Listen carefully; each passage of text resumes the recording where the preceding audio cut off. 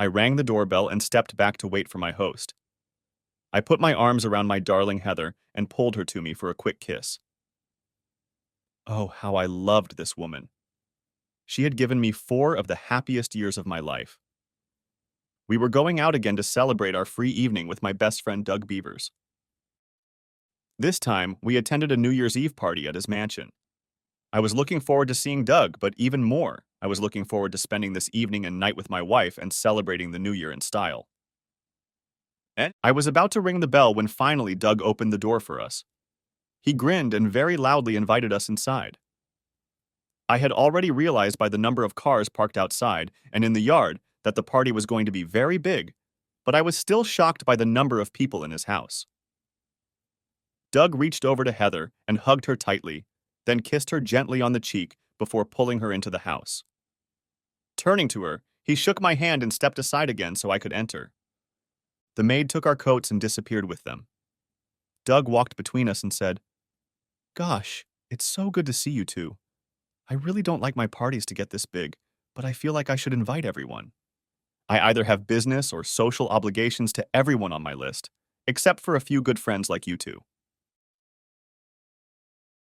Clarissa is somewhere nearby, probably dodging the hands of lechers as usual. The evening went on. Heather and I danced, ate, and drank far more than we should have. We didn't bother because we knew we had a bed upstairs for when we needed it. We were one of the few couples invited to spend the night, so we didn't have to drive drunk, hail a cab, or have one of us stay sober and act as the designated driver. I'm moderately successful in the investment business. Heck, I'm one of the top-selling brokers in my office and in the top quarter of brokers in the entire company. So I knew many of the people in the room. I was in agreement with Doug. Many of them were lowlifes or worse. My Heather was a very beautiful woman and had to fend off advances, as did his Clarissa. As the evening progressed, I took the opportunity to network. I said hello to current clients and made an offer to some of the people in the room, trying to attract new clients. As the evening progressed, I kept my eyes on Heather.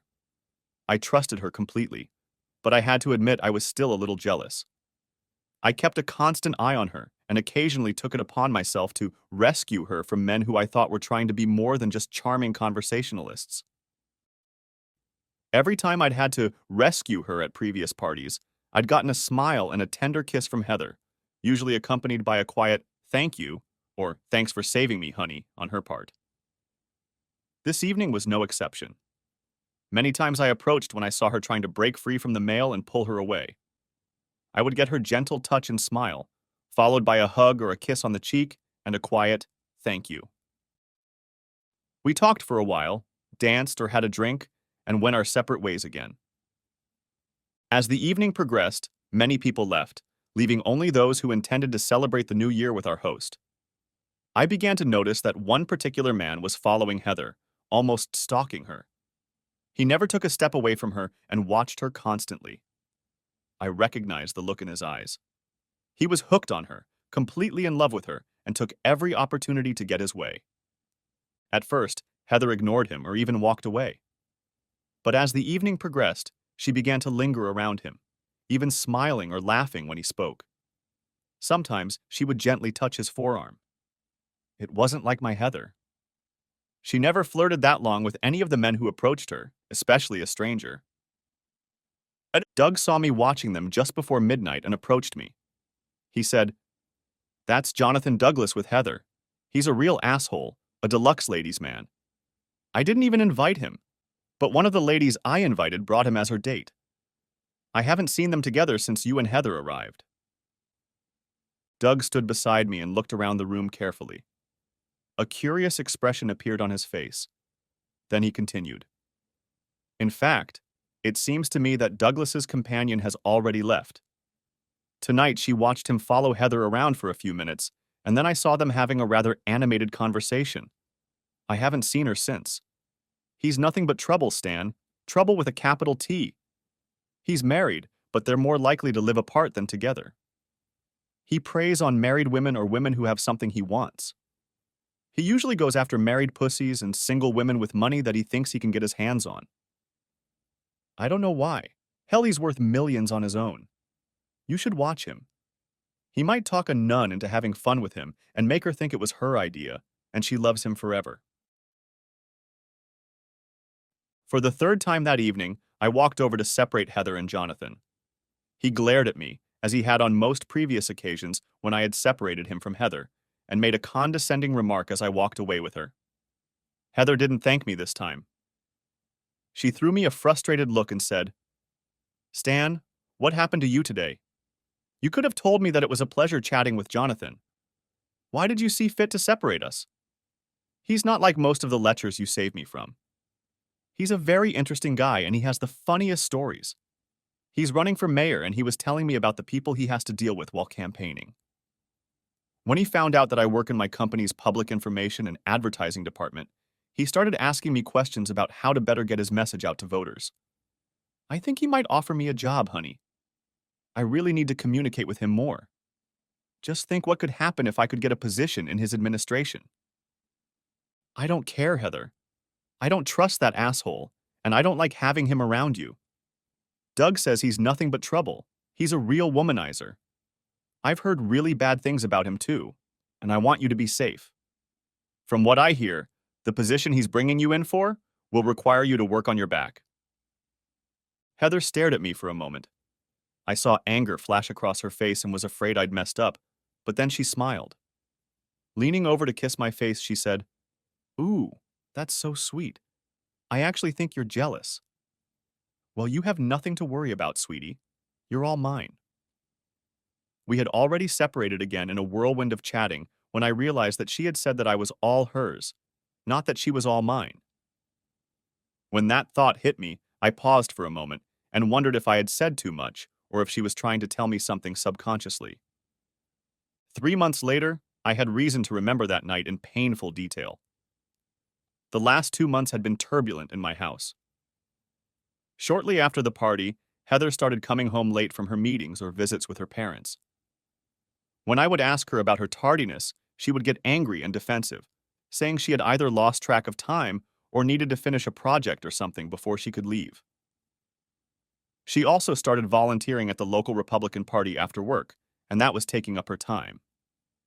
Heather is the manager of her section, and her skills in that area are almost legendary. She became a volunteer office manager for the local campaign headquarters and advised on informational initiatives. From what little I've heard, it appears that she eliminated chaos and became a very popular volunteer. Like many cuckolded husbands who don't know cuckolds, when she began to leave our home more often, I began to notice that our sex life was suffering. I started getting rejected more often. Oh, she always had a reason, like she was tired, or it was too late, or we didn't have time, but the fact remained. One day I was talking to Doug about the recent problems in my marriage. He cast a concerned look at me. Finally, he said, "Stan, I'm getting worried. I may be the reason your marriage has gone down the drain. For the past few weeks, I've heard that Jonathan has found himself another married whore. Rumor has it that he met her at a New Year's Eve party, and we both know where he was and who he spent most of the evening with on New Year's Eve. Allegedly, she is also a volunteer in his campaign for mayor." I felt dizzy, and my breath hitched for a moment. Doug looked at me and continued talking. He said, "Stan, what's the matter? You went white as a sheet all at once." I sat looking at Doug, then said, "Heather started volunteering for the Republican Party at their office about an hour after work and on Saturdays. She always gets home late and refuses to talk about what she does. It seems that whenever I bring it up, she gets defensive and angry. The last few nights she gets angry if I approach her." Doug leaned back in his chair and pressed his lips together for a moment, then said, "Stan, I'm going to find out what's going on, and if... No, let's just say I intend to make him pay if he abuses my hospitality by starting an affair with my best friend's wife. I'd be pissed if he picked up any married woman at one of my parties, but abusing my hospitality by stealing your wife is even worse. I should have made him leave when his companion left, but I was too concerned with being a good host. If I have caused you trouble, my friend, I promise to make it up to the best of my ability." I suppose I should tell you a little more about Doug. He's my best friend. I'd trust him with my life. Hell, I'd trust him to room with my wife. He would never do anything to hurt me. We were closer than brothers. Doug is smart, probably much smarter than anyone I've ever met. We were both in the same class in high school. He was valedictorian, and I was barely in the top 10 in our class of 223. He took 1 year of college and decided it was a waste of time. He never had to study, missed almost every class, but still had a 4.0 grade point average. In the end, he just took a couple finance courses and then started teaching himself everything he needed to know about investing and finance. Of course, the reason he needed to learn about business and finance was because during his freshman year of college, he inherited a little over $70,000 when his grandparents passed away. Unlike most young people, once he received the money, he didn't squander it. He bought a better used pickup truck and invested the rest of the money in the stock market.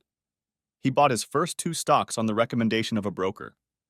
Of course, they were taste and color, and the only people who made money on them were the broker and the brokerage firm. This made Doug very angry, and he began to study. He watched CNBC, read, and researched. He decided to open an account at a discount brokerage firm. He transferred all of his net worth into that account and started investing on his own. From the very first trade Doug made on his own, he started making money, much more than he did with the help of so-called experts. Of course, it didn't hurt that he started investing in the late 1980s during the tech boom and dot-com craze. He got in and out of many stocks that were in great flux. No, he didn't make money on all of his purchases, but he managed to grow his capital exponentially. He had the good sense to get out when things got tough. He moved his investments into safer, more popular stocks and rode the market up with them. He bought Berkshire Hathaway at just over $17,000 per share and sold it when it reached $72,357 per share 3 years later. By then, he was a multi-millionaire and was in business with other people, either in venture capital mode or in other investments including real estate. I graduated from college and worked as a salesman for a restaurant chain for 4 years. I didn't like traveling and got serious about Heather, so I became a stockbroker. I managed a small portion of Doug's millions. He had given me some of his investments to manage when I started in the business. I suspected he did it to help a friend and felt guilty for doing so. I knew he didn't need me to advise and manage part of his portfolio and felt it was charitable. He convinced me that he needed me. His reasoning was twofold. First, he wanted some of his investments to be at different brokerages for safety. Second, he felt that someone in the business might find out about good deals or bad information about some of his companies before he did. No, neither of us thought for a second about what might be considered insider trading. But still, from time to time I found pearls of wisdom to share with him. We both prospered. He sent me many of his friends or acquaintances if they wanted to utilize the services of a full-service broker. I made money making deals for them. Doug didn't work outside the home. He worked 8 to 10 hours a day and very hard, but only for himself. He studied stocks, traded, and lived large on his own. He tried to involve Heather and me completely in his circle. We went with him to many charity events at his expense. Of course, I paid the bills for some of the events from time to time because I also had an expense account as a broker. We went with Doug to political meetings and talked to some of the most influential people in our neighborhood. I think we attended every party Doug threw at his house. Friday night after Doug and I talked, we got to go to a political rally with Doug and his lady for $500 a plate. Once again, he treated Heather and me to a meal. This time, for some reason, Heather was even more reluctant to go with us than usual. I'm afraid I insisted she come with me, and to this day I regret doing so. I suppose the train wreck our marriage was hurtling toward would have happened as soon as Doug's investigators watching Heather made their report, but at least I would have remained in the dark for a while longer. That dinner, however, was the beginning of the end for us. When we arrived, I saw that we had gotten into a dinner where the incumbent candidate for state senate was scheduled to speak in support of other state and local candidates. The money paid for the tickets went to the state Republican Party, although some of it was supposed to go to support local politicians. What I didn't know was that the guest of honor was to be a candidate for mayor of our fair city. Of course, It was none other than Jonathan "Asshole" Douglas. As we walked in, I saw Jonathan standing at the front of the room, smiling and chatting with several dignitaries. I felt Heather pull away slightly and turned around to see what was bothering her. She was standing there looking at Jonathan. Her face was shining like a woman in love. It was then that I suspected I had lost my wife. I said, "What?" I saw Heather flinch slightly and then smile weakly at me. "I'm sorry, honey. I just didn't realize who this dinner was for." She looked so guilty that I wondered if it was true, but didn't say anything. She must have known Jonathan would be there, since she worked part-time at campaign headquarters. Now I understand why she was so resistant when I insisted we come. I looked over at Doug and saw that he was watching our little conversation. He turned and looked at Jonathan, then smiled and put his hand on Heather's back. He led her over to a chair and pulled it out, helping her sit down. He then sat Clarissa down in the chair that was to his left. As I walked past him, he said, "I'm sorry, Stan. I didn't realize he was one of the recipients of our bounty when I invited you. I saw her face, bud. I hope I'm wrong, but I have an appointment on Monday with a friend I'd like you to meet. Can we have lunch? Say, 11:30? Finished with her meal, Heather excused herself to the restroom. I noticed that as she left the table, Jonathan got up and left the room through another door. I thought for a moment, and then started to get up and follow him. Doug put his hand on my shoulder and said, "No, Stan. It's all taken care of, and if it's her, it'll be too late anyway. Just wait until Monday. Please?" Later that night, I lost sight of Heather again, and after returning from the restroom, I went in search of her. I managed to find my way to the stage and backstage. I heard moans and soft, gentle voices. One of them I recognized immediately. It was Heather's voice. I felt an instant rush of anger and started walking towards the voices. I tripped over a rope and made a noise. I heard Heather's voice. "Oh, someone's coming. I have to get out of here, honey. It won't do either of us any good if we get caught now. I'll see you at the office. I love you." I heard a quick slap, as if she'd given me a quick kiss, and then quick footsteps moving away on the other side of the stage. I followed her, but was too late to catch what I assumed was my cheating wife and Jonathan. I was slowly making my way back the way I had come when I ran into Doug in the hallway. His face was like a storm cloud. He grabbed me and made me stop and look at him. He said, "Damn it, Stan! I told you to leave it alone. My men need to gather information for you before you do something stupid. If she really is cheating on you, and I believe she is, we need information. Proof. So we can plan and get back at that asshole properly, and so you can get a better deal in the divorce if that's what you want. The way you're trying to do it, the only thing you're going to accomplish is getting hammered by the court system." After he calmed me down a bit, Doug continued. "I saw them rushing down another hallway. They stopped at the door to the hall and she looked around, trying to find you. Not seeing you, she got scared and told him she thought it was you wandering around trying to find them.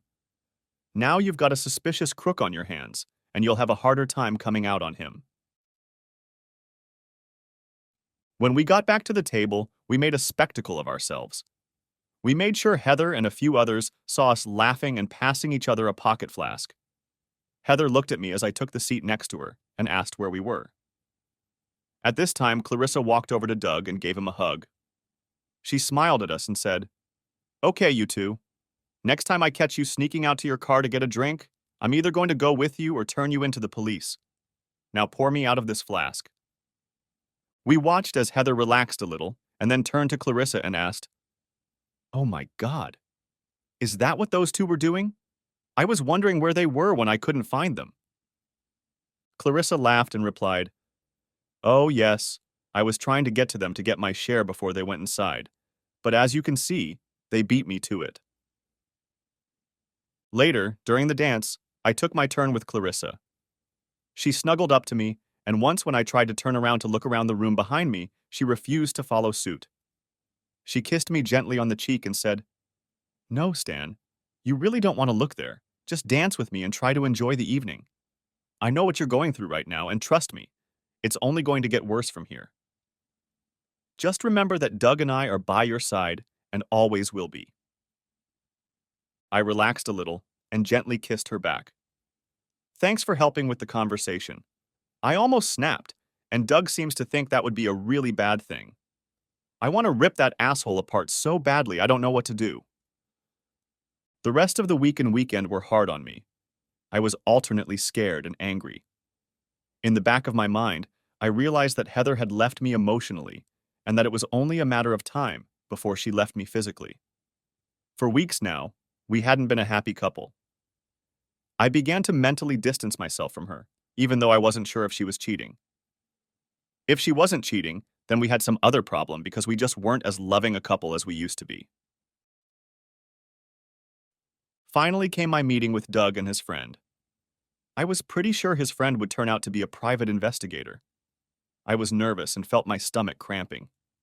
He was upset and sour with acid. I could feel my anger boiling deep inside, and I knew the other two men could see it. I was terrified of what I thought I might find out, and at the same time, I couldn't wait to find out. Doug stood up as I approached the table, shook my hand, and gave me a hug. After the greeting, he introduced me to his friend Simon Hobbs, who happened to be an investigator. We sat for a minute studying the menu to order our food. The waitress jumped up and took our order, whereupon Doug said, "Why don't we get the unpleasant business out of the way first?" He looked at his other guest, then at me. The private investigator reached into his briefcase and pulled out a large envelope from there. He held it out to me and said, "We've been following your wife and Mr. Douglas at the behest of Mr. Beavers. The surveillance continued for 20 days from the time we were hired until last Saturday evening. During that time, we found that they dined together daily, except on Sunday, when she seemed always to stay home. Their lunches were scattered about the city, but always took place at good hotels, after which they went to a room rented by Mr. Douglas's campaign. On 8 different occasions, we managed to get into the room by posing as a room service waiter.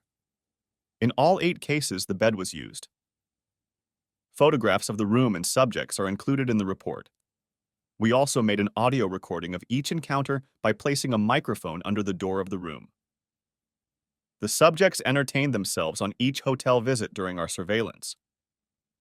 Many days we documented inappropriate contact at or after the campaign headquarters. We have photos of subjects doing this 3 times at the campaign headquarters, and once when they attended a party at a local bar with friends and supporters of Mr. Douglas.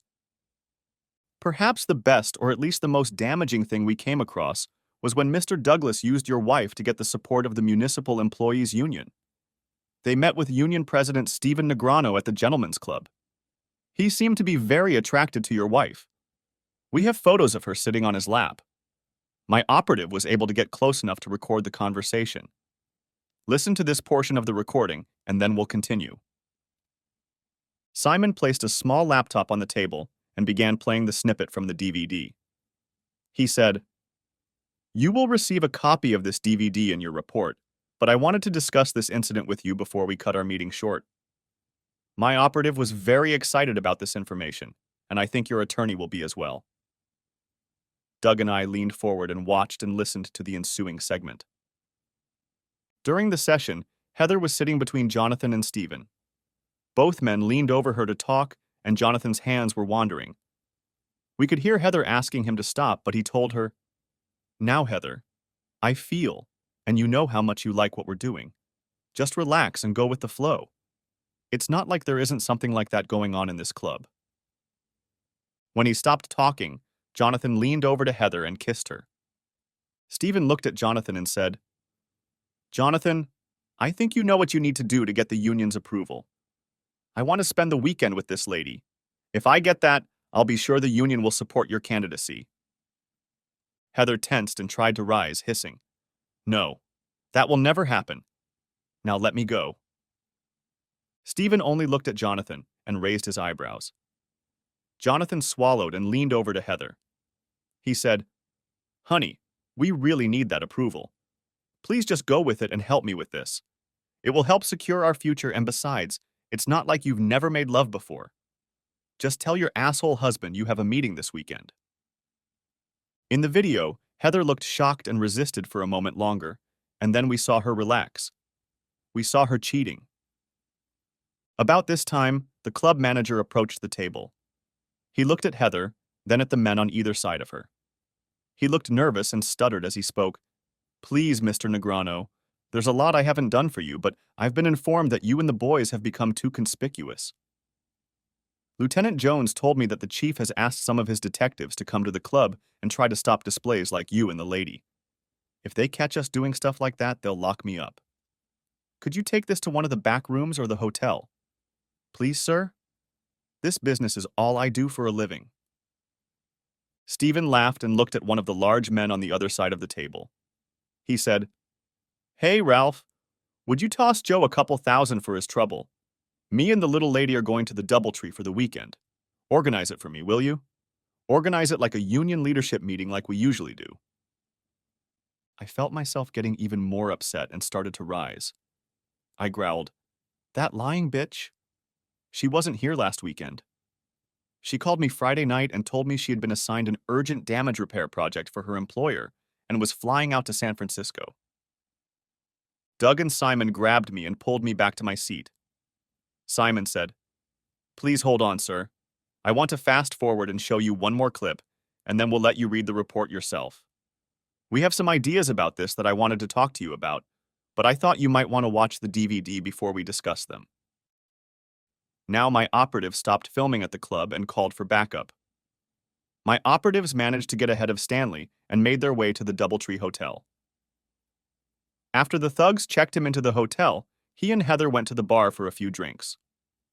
My operatives followed the thugs to the suite in the hotel uniforms we had purchased. When they opened the door, my men followed them.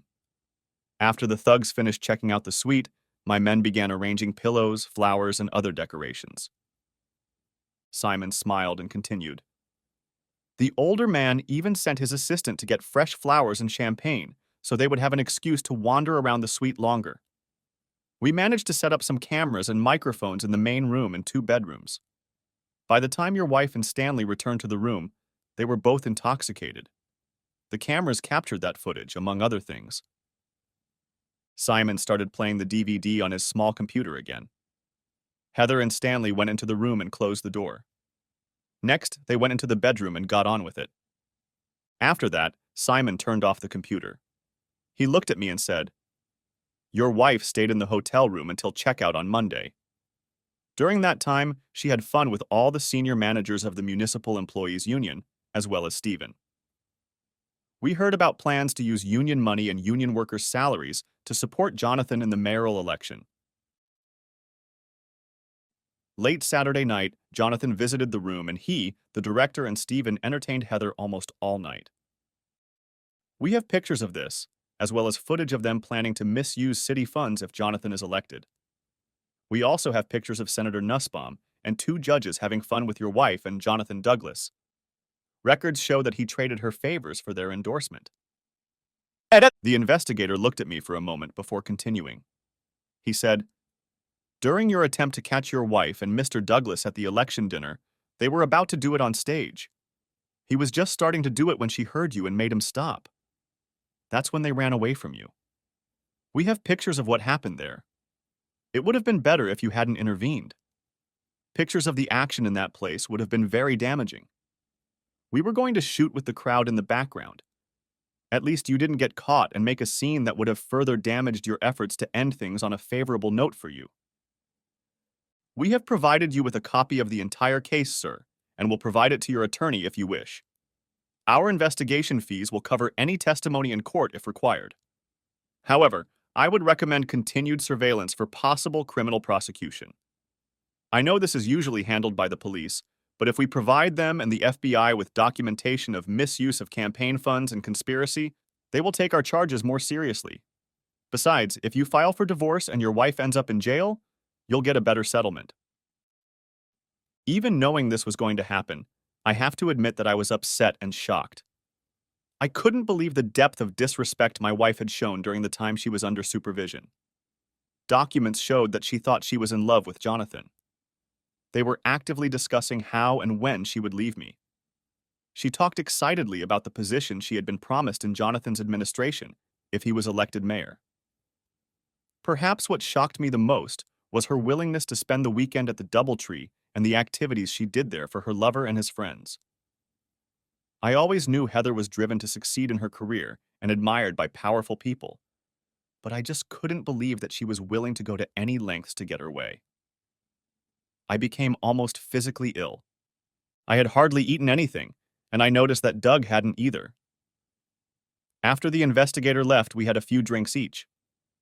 We were both quiet for a while in thought before Doug said to me, "Stan, I'm sorry I ruined your marriage. I hold myself completely responsible for your troubles, and I intend to make it up to you. I know I can't undo what I've allowed to happen, but I intend to do the best I can. I will find you a good lawyer if, no, nothing, for the divorce. I'll give you any other support you need until you're back to the way you were before, as much as possible." I pushed away from the table and looked at Doug. I said, "Well, get busy finding a lawyer." I was almost ready to give her an ultimatum. Either she would stop acting like this, or we would divorce before I knew for sure she was cheating. Now there's no way I'm leaving that bitch. Oh my God, I can't believe she did those things. I wonder when she changed, or did I just never know what kind of woman she really was?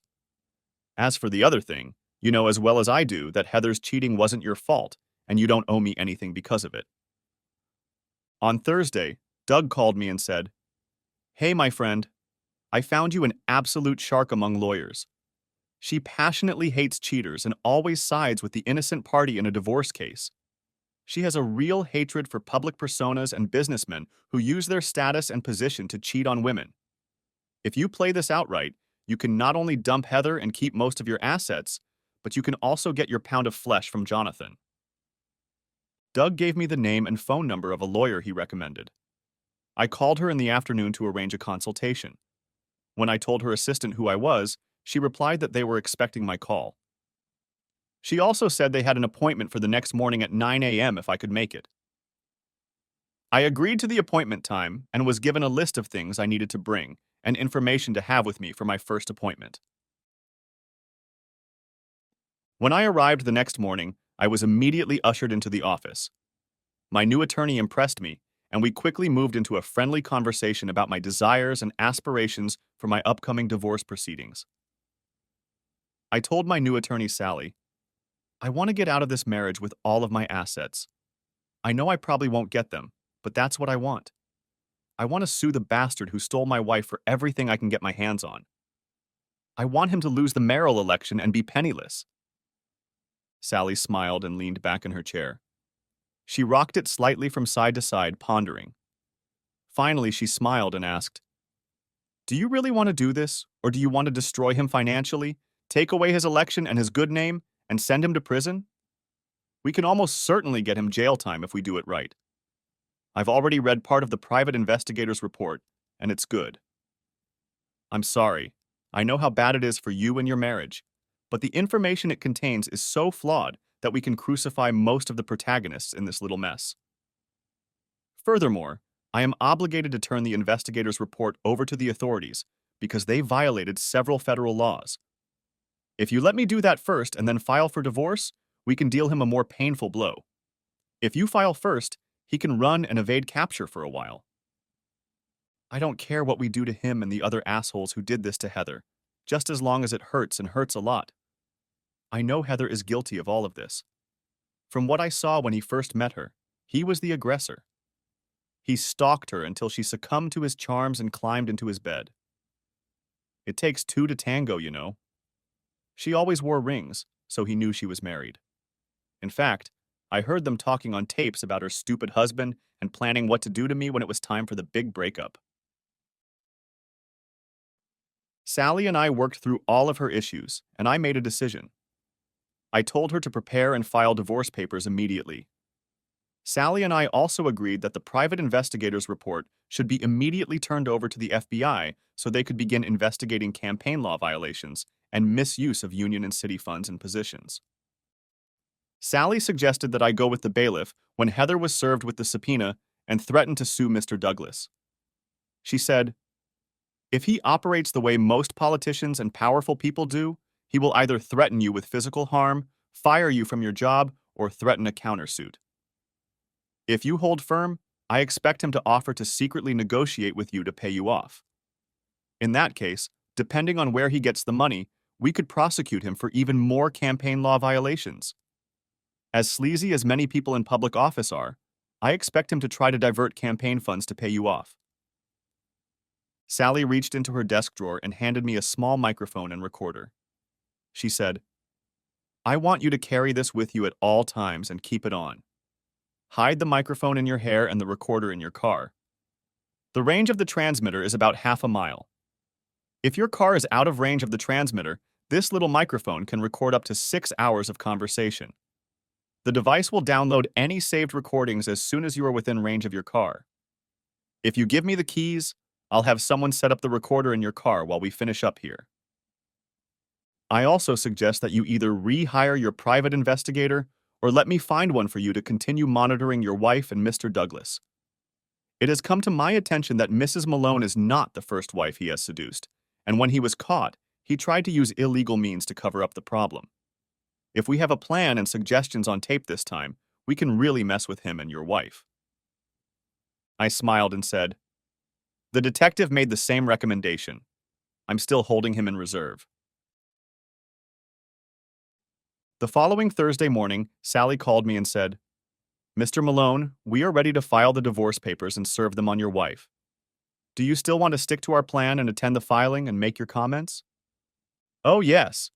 If anything, I might get a little pleasure out of being present. I've been thinking about the service too. Don't you think it would be a good idea to serve her this Friday night at campaign headquarters?" Sally was silent for a moment, then said, "No, Stan, I'm afraid I think that would be a very bad idea. If you serve her there and make the remarks you plan to make, everyone at campaign headquarters in the office will either hear you or know about your threats almost immediately. If that happens, every newspaper will write about it tomorrow, and the good and honorable Mr. Douglas will be backed into a corner. He may lose the election, but he'll have no incentive to threaten you or try to bribe you. I suggest you postpone applying to her until she is alone or with him alone." "Okay, I think I see where you're going with this. Why don't we just follow them and see if they go out alone tomorrow night? Heather doesn't usually get home until almost midnight on Fridays. I think the private investigator's report said that they usually spend some time alone in a hotel room on Friday night, usually the same one they used on Friday at noon. Can we just serve them a summons in their room and possibly catch them in the act?" Sally agreed to have the bailiff, and I interrupt their rendezvous in the hotel room Friday night. When I entered my office, there were 2 men in suits waiting for me. They introduced themselves and said they wanted to discuss how I would handle some funds for their widowed mother. I smiled and invited them into my office. After I closed the door, they approached me and showed me their identification. They were from the FBI and wanted to discuss my interest in Jonathan. They were working on a case based on the material my attorney had already handed over. When the 2 gentlemen learned that I intended to go with the bailiff and record the procedure, they also asked me to wear one of their devices to record the conversation. This request alarmed me, as I wondered how this would affect my plans to get some questionable money from Jonathan, my payoff, if you will. But I couldn't think of a good reason to turn them down, so I agreed to wear their wire. That night, we all followed the 2 oblivious lovebirds from campaign headquarters to the hotel. They left headquarters at 7 p.m. and were in the room by 7:30. There were so many of us that it was like a convoy. I was even afraid we would be identified. After they got to the hotel, we gave them almost an hour of time. I had thoughtfully brought my camera with me to capture this stretch of time for posterity. I'm not usually interested in home movies, but in this case I made an exception. We were just getting ready to knock on the door when we received a gift from God. We heard the elevator door open, and out stepped a waiter carrying a cart of dishes. He walked up to the room and looked at us with a questioning expression on his face. I smiled and pointed to the door and then said, "Come in, be our guests." We didn't realize we were interrupting Mr. Douglas's dinner. We'll be right back. The waiter smiled and said, "Okay, no problem." He knocked on the door, and when the asshole asked who it was, he said, "Room service." The door opened and our friendly waiter entered the room. The process server and I stood back and waited for the waiter to leave. When he opened the door to leave, I moved over so it wouldn't close. The process server and I then quietly entered the room. We stood in front of the door for a moment, so we couldn't see the two crooks. We waited until Jonathan and Heather started dinner before we fully entered the room and saw them. When we entered the room, I was a little ahead of them. I was shocked, appalled, and heartbroken at what I saw. I know I shouldn't have done that since I saw the private investigator's report, but I was shocked. There is something different about seeing the tape and seeing it in real life. From the looks on both of their faces, they were in seventh heaven. Finally, I nodded to the server, and he walked into the room. He asked, "Are you Jonathan Douglas and Heather Malone?" Heather shrieked. Jonathan let out an oath and angrily stood up. He growled, "Yes, asshole, you are, and I advise you to get out of my hotel room immediately. How did you even get in here?" "Well, sir, your room service waiter let us in as he was leaving. Didn't you hear us ask if we could come in?" "I was sure you had invited us in." The server walked further into the room and handed Heather the divorce papers. He said, "You have been served." I walked further into the room and Heather finally saw me. She said, "Stan, damn you. What are you doing here and what is this divorce? If you don't call off this madness, you'll have nothing, I'll have everything." "No, Heather, you won't do any of that. In fact, if you know what's good for you, you'll just sign the papers and accept the agreement I've offered. When I'm done with you, I'm going to get my pound of flesh from this lover.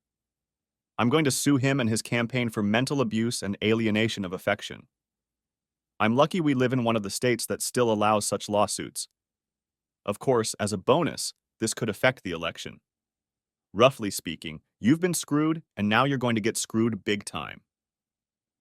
Heather didn't even try to go home that night. In fact, I didn't see or hear from her until the following Wednesday when she called me at work. She didn't even try to apologize or make small talk. When I picked up the phone, she started talking. She said, "Jonathan and I want to meet with you about this mess. We have reserved a meeting room at the Doubletree Hotel for this evening. We want to get this mess over with so we can move on. We look forward to seeing you at 7. I received no response. I wasn't asked if I could make it to the meeting. I was simply told to show up. I called Sally and told her about the phone call, then called my contact at the FBI. Sally told me to be sure to attend the meeting, as did the FBI. Sally said she would be there with me. The FBI also said there would be people around to help if there were any difficulties. Arriving at the hotel, I asked where my meeting would be held. The receptionist directed me down the hall to the smallest of the meeting rooms. When I arrived, there was a very large man standing at the door. I started to walk in, but he stopped me. "There is a private meeting going on in this room, sir." "Yes, I know. I'm Stan Malone, and I'm supposed to be there." After checking my ID, he knocked on the door. It opened slightly, and he said, "Mr. Malone is here, sir." I didn't hear what was said, but the door closed. The guard turned to me and said, "I must search you, sir. Would you mind turning your pockets out into the tray?" After I turned my pockets out, they started searching me. I started to get angry and demanded an explanation as to why I was being searched. The thug grinned and said, "Well, sir, people have been known to try to take down political figures, and Mr. Douglas doesn't want to take any chances." I strongly suspected that I was being searched for a tape recorder or wiretap, but I didn't bother to ask. My hair was quite long, and the little transmitters I carried were hidden in it, glued to my scalp. After the search, it took almost 5 minutes before the door opened, and I was allowed to enter the meeting room. When I entered the room, I saw Heather sitting at the table looking at me. She looked very guilty, her face flushed a lot.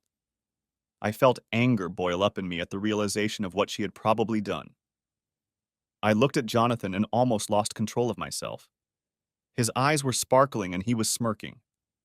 I knew he was gloating about the fact that he had just entertained my wife. The meeting went as Sally and I had envisioned.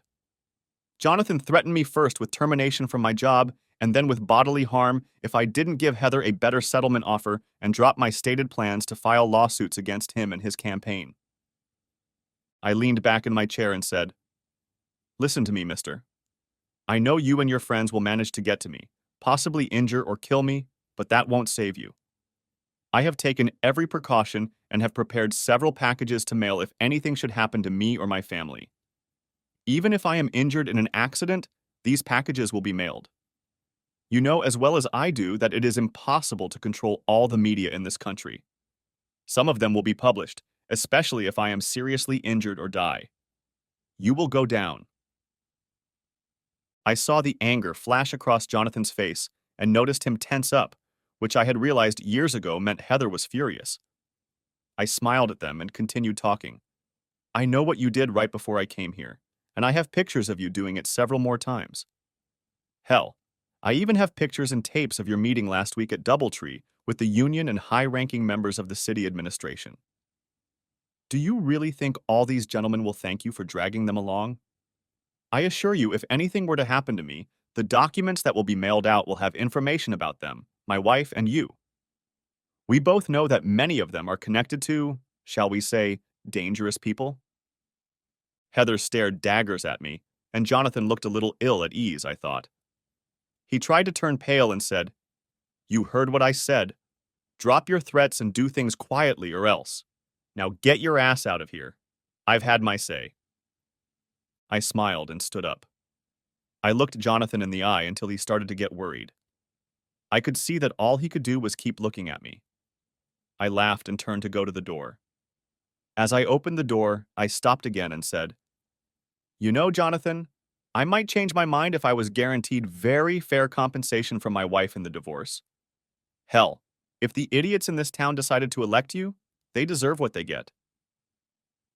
I immediately headed home, and when I got there, I found my private investigator friend already waiting for me. He and an FBI agent were visiting. They had both removed and secured their microphones. My private investigator said, "We got all of this as well as Jonathan's conversation with your wife and his friends after you left. He put a tail on you with orders to keep an eye on you and report back to him if they find anything bad about you. You're really bothering him." I waited 3 days and then made sure my tail from Jonathan was by my side when I called my lawyer. First, we discussed the divorce, and then wrapping up the conversation, I said, "Sally, I'm tired of waiting for that asshole. I've told him and Heather what it's going to take to get me to leave, and so far they're both balking. Get the papers ready and file a lawsuit against Jonathan. I think we should go for a higher amount. Let's ask for $10 million. That should get his attention and splash all over the news." I laughed to myself as I saw the thug chasing me fall behind and grab my cell phone. I watched him talk and gesticulate. I got in my car and drove straight home. That night, I still hadn't had time to eat dinner when I got a call from Jonathan.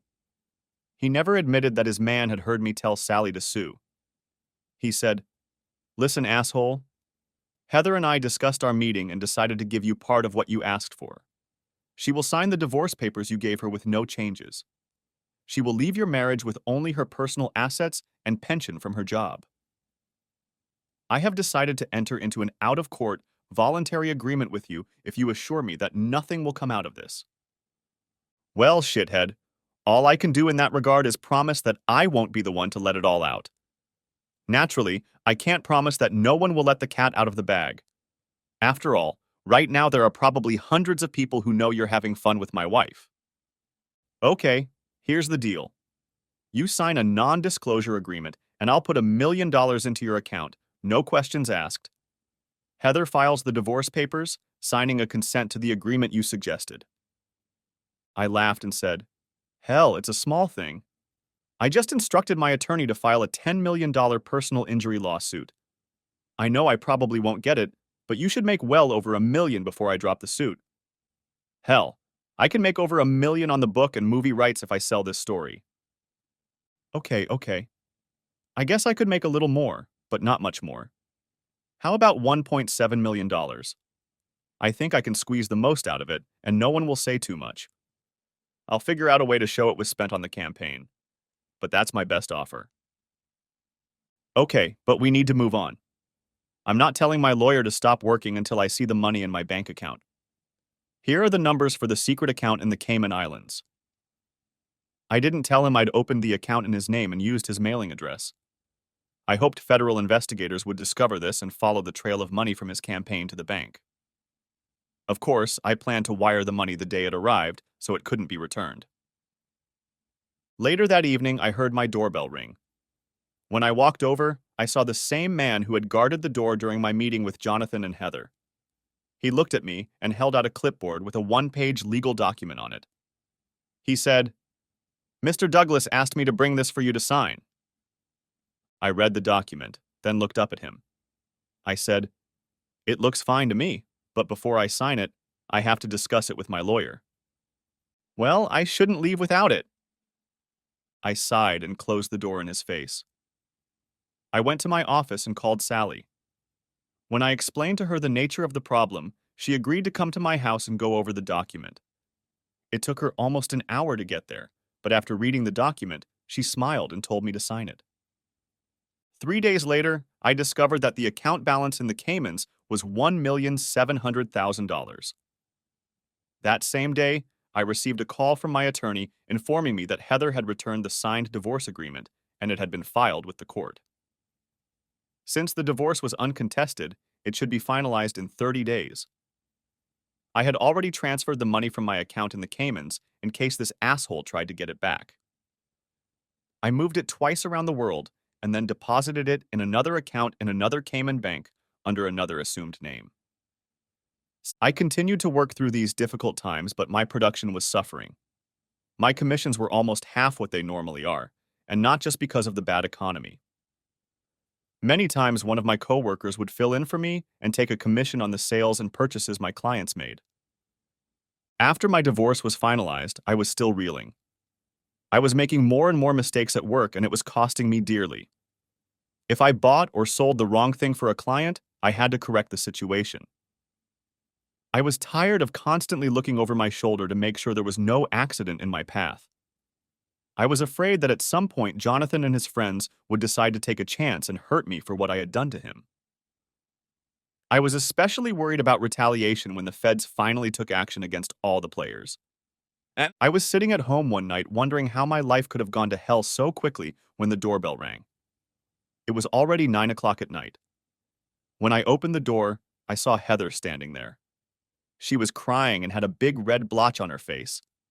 I realized that she was going to have one hell of a bruise by morning. She looked at me, then lowered her gaze to the floor. She said, "Stan, please, can I talk to you?"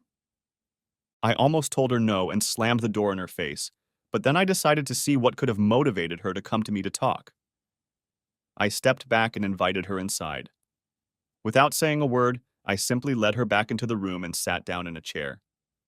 The security cameras were still running, and I wanted to talk where the image would be better. I guided her over to the couch so the cameras would be more comfortable filming her. Heather sat there looking at me, crying silently.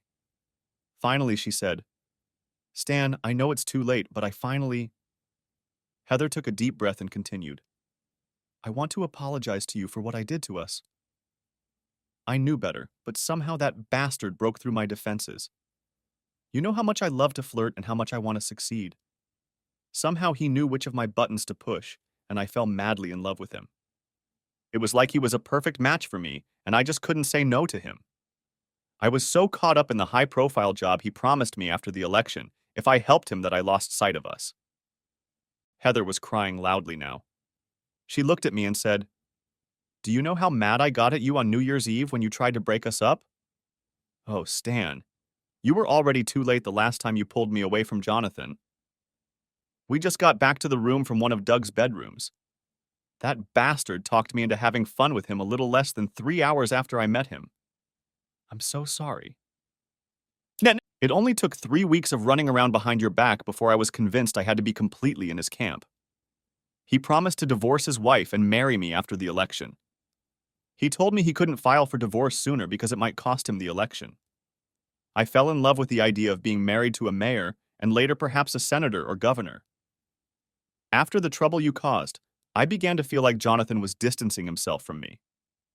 This evening at the office, I caught him in the storage room with one of the young female students who were volunteering. You were right as always, Stan. He was filling her head with the same nonsense he did to me. He promised to leave his wife and marry her as soon as the election was over. I confronted them, and he laughed at me. He asked me what made me think he would marry an old, shabby whore like me, especially one who cheated on her husband. He said that if I was nice to him, he would keep me around, and I could live happily ever after as his social secretary. He laughed at me and said I could entertain some of his more important clients like I had done in the past. His new whore laughed at me and I slapped him. Then he slapped me. Stan, I know it's too late for us, but I want you to know that I finally get it, and I want to apologize for what I did to us. To you, really. Stan, if you could find it in your heart to forgive me, I would love to be together again. I knew I had a good man, but there was something about Jonathan that I couldn't resist. I got so excited at the thought of possibly living the big life with him that I lost all reason. Heather stared at me for another moment. I watched silent tears flow down her cheeks. Finally, she smiled hesitantly, stood up, and walked over to my chair. Leaning forward, Heather kissed me gently on the cheek and then ran out of the room and out of the house. I sat in shock for another moment before I walked to the door and watched her car drive away. I sighed and thought, how I wished she'd come to her senses before spreading her legs in front of that asshole and his union and government supporters. I turned and walked back into the den. After a few days, I couldn't take it anymore. I needed to get away from all the memories and pain. I put my house on the market and hired a real estate agent to find me another one without those memories. I hired a crew to assemble the furniture and send it to storage. I hired another crew to clean the house and another to take care of the yard. From time to time, I contacted Doug or Sally. They said the feds were keeping the investigation under wraps in case the police turned out to be corrupt as well. It was agreed not to mention my name in the investigation and not to use the information given to Sally unless absolutely necessary. Sally told me that the feds had found enough evidence of corruption and were willing to honor that agreement. Almost 6 weeks after I decided to sell my house, I woke up to a special news bulletin being shown on all the national news programs. The feds had arrested everyone involved in Heather's use of Jonathan. They were indicted on numerous charges, including misuse of funds, corruption, malfeasance in office, campaign violations, and racketeering, among others. Jonathan was arrested for misuse of campaign funds, improper acceptance of donations in excess of what is allowed by law, and selling the rights to appointive positions in his presumed future administration. Unfortunately, or maybe fortunately, Heather was also arrested for some violations. I called Sally as soon as her office opened that morning to see if she could shed any light on the subject. All she knew at that point was that the information had been leaked by someone other than me, so it looked like Jonathan and his payoff would be clear to me. Of course, he couldn't get the money back, but if he sued me over the non-disclosure agreement, it's possible, even likely, that I would have won, because the FBI and the news service attributed to 2 campaign staffers the tips that started the investigation. I hope I wasn't suspected of denouncing union officials. I didn't need a visit from unreliable characters in the middle of the night. I smiled to myself, remembering how I tried to discreetly slip incriminating notes and documents into the piles of papers some of the workers were handling. I had done this many times when I was supposedly in the office looking for Heather. Finished talking to Sally, I leaned back in my chair and smiled. I had gotten my revenge on Jonathan and freed myself from the cheating whore at no cost other than attorney fees. In addition, Jonathan's generosity had made my life $1.7 million better. I was now able to find a decent woman to marry and start a family. The end. Thanks for watching. I hope you enjoyed it. So subscribe to my channel and watch the next video.